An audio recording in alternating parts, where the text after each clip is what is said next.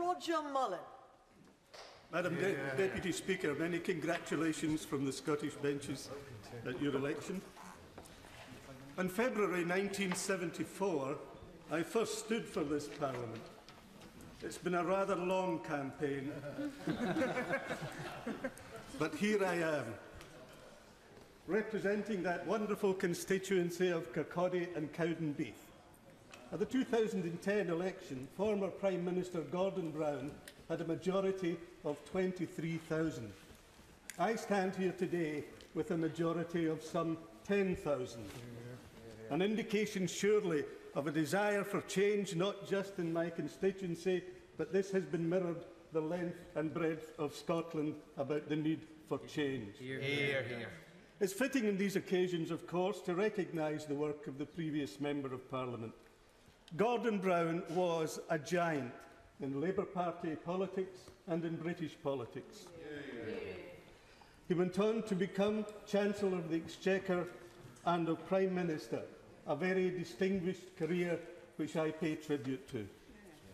There are many issues where we disagreed, but I'm sure the whole House will follow me in wishing him the very best for his future, and particularly look forward to the work he intends doing internationally amongst the poorest countries in the world to bring education to the most disadvantaged.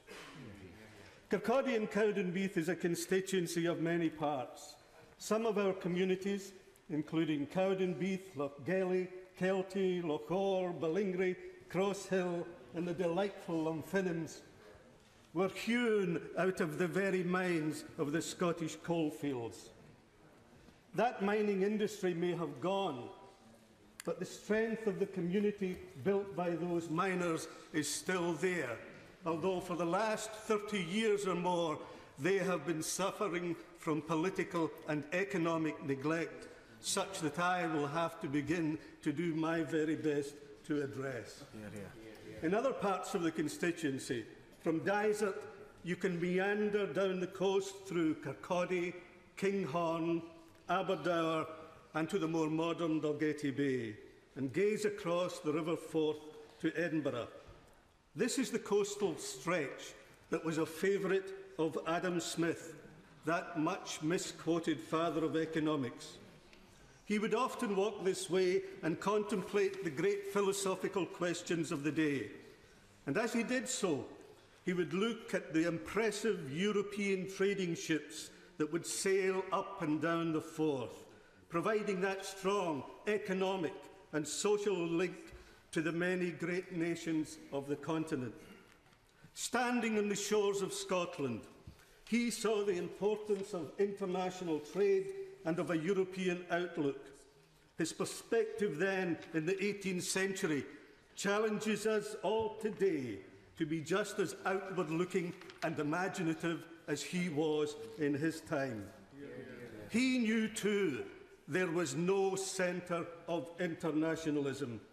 It is something to be sought in the minds and the deeds of people.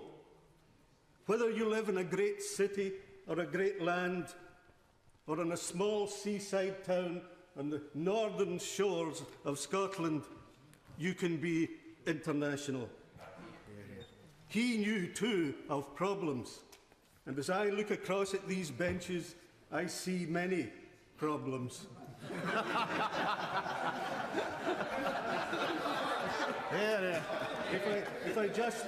If I just point out one thing where I would share the view with Adam Smith, he could see very readily that when you looked on people with power and with riches, it was no protection against small-mindedness. Turning to other matters, I was very impressed by the very recent OECD report outlining the fact that excessive inequality is bad for growth. To talk of inequality is not to engage in the politics of envy. Rather, it is to engage in a debate about economic failure and missed opportunities.